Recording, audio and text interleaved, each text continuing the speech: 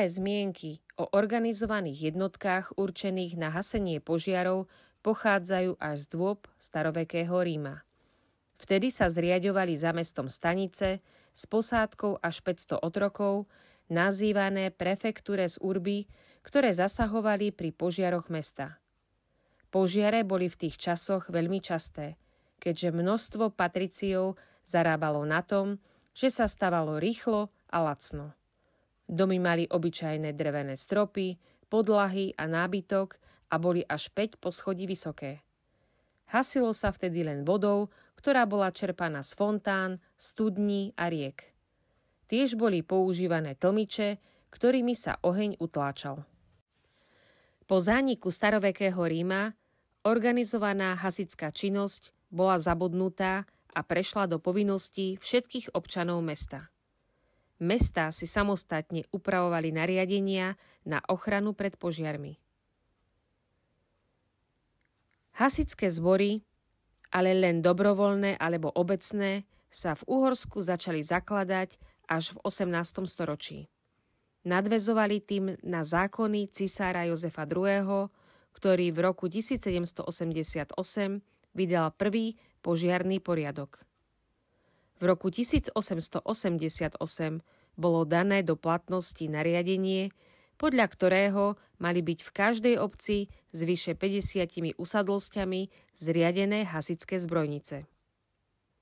Najstarším hasičským zborom z tých čias je dobrovoľný hasičský zbor Bratislavy, založený v roku 1867.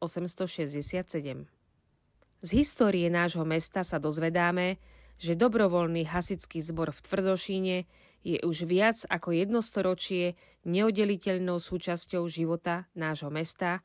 Vznik prvej organizovanej hasičskej skupiny sa datuje už v roku 1874. Základ tvorili miestni obyvatelia, ktorí chránili dedinu pred požiarmi.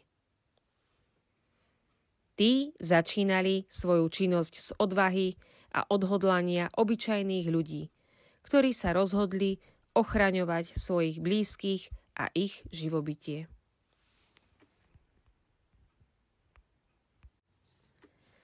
Od prvých jednoduchých zásahov cez ťažké vojnové roky až po modernú dobu sa ich príbeh prelína dejinami nášho mesta. Tu možno vidieť a precítiť príbeh solidarity, odvahy a služby, ktorý sa orientoval nielen na bezpečnosť, ale aj na samotnú komunitu. Tento filmový dokument nás prevedie do histórie zakladania a činnosti hasičských jednotiek v našom meste Tvrdošín. Dokument obsahuje výpisy zo zápisov mestských kroník Tvrdošína, kde sú zaznamenané udalosti súvisiace s dobrovoľnými hasičmi. Sú to spomenuté ničivé požiare, stavba hasičskej zbrojnice, ale aj dobrovoľníci, ktorí pomáhali pri uhásení požiarov.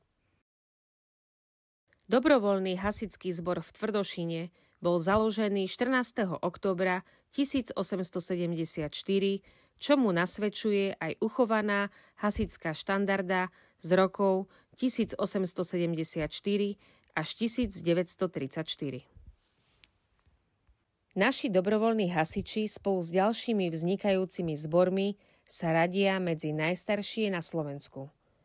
Ich vzniku predchádzali početné ničivé požiare, ktoré sú zaznamenané v archívoch a v listinách nášho mesta. Najväčšie z nich postihli Tvrdošín v rokoch 1664 a 1667, keď obec takmer úplne vyhorela. V roku 1683 zanechal tragické stopy aj prechod vojsk kráľa Jána Sobieského, po ktorom ostalo vypálených 27 oravských obcí. Hasenie ohňa bolo v stredoveku všeobecne občianskou povinnosťou. Zachovali sa záznamy, že v Tvrdošíne v 17. storočí zabezpečovali požiarnu ochranu všekové spoločenstvá. Keď cisár Jozef II vydal protipožiarne nariadenie, služobný úrad v Tvrdošíne mohol vyhlásiť podpuzbierku pre pohorelcov. Podľa kroník v Tvrdošine horelo aj v roku 1871.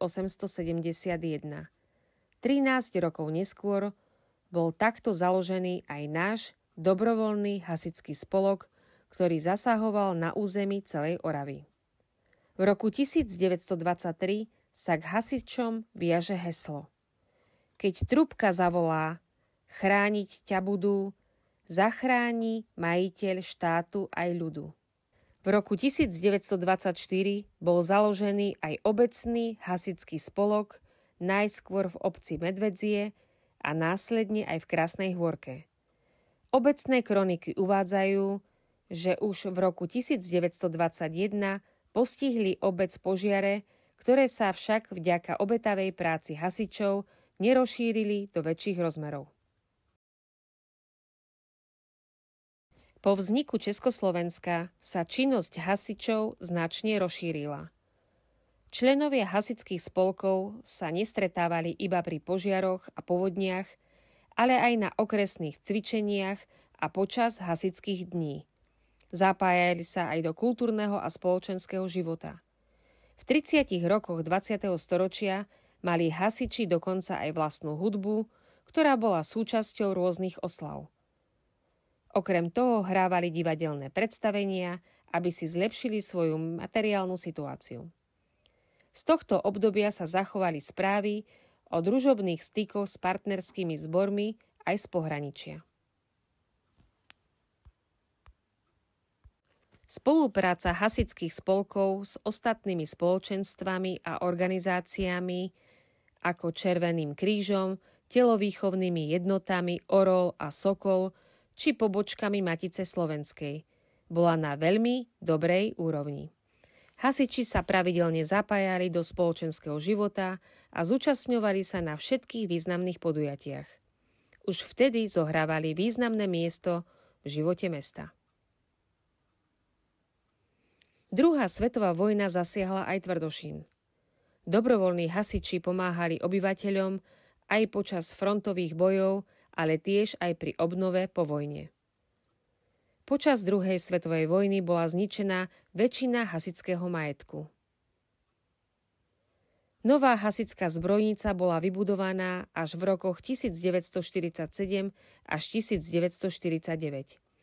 V roku 1962 bol v našom meste založený profesionálny hasičský zbor s pôsobnosťou pre celú Oravu. Prvým veliteľom sa stal Jozef Greš. Medzi prvými členmi boli Jan Gonda starší, Jan Šurina, Jozef Takov, Milan Gebura, Jozef Ferenčík, Jozef Dulka, Jan Sirota, Jozef Planéta, Štefan Balek, Anton Krupa a Stanislav Šimanek. Niektorí z prvých členov aj naďalej zostali verní dobrovoľnej činnosti.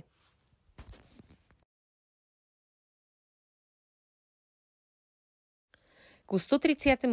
výročiu dobrovoľný hasičský zbor mal 54 členov. Omladený zbor sa podľa potreby zúčastňuje a je súčinný na rôznych kultúrnych a spoločenských akciách, ktoré organizuje naše mesto. Naďalej sú nápomocní pri plnení úloh v oblasti ochrany, zúčastňujú sa rôznych kurzov, cvičení, ale aj hasičských súťaží v regióne, ale aj na Slovensku, kde významné ocenenia získali František Jantošík a Zdeno Drbiak.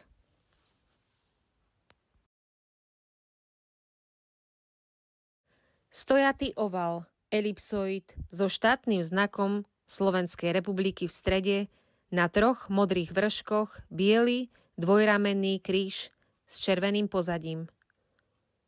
To všetko na neutrálnom zlatom pozadí, obklopenom stočenou hasičskou hadicou, zakončenou v hornej časti prúdnicou, uviazanou lanom, podobne ako v dolnej časti hadica, hasičský rebrík s hákmi a skrížené strieborné hasičské sekery so zlatými rukoveťami, to je znak bývalej zemskej hasičskej jednotky na Slovensku, ale aj súčasných dobrovoľných hasičských zborov.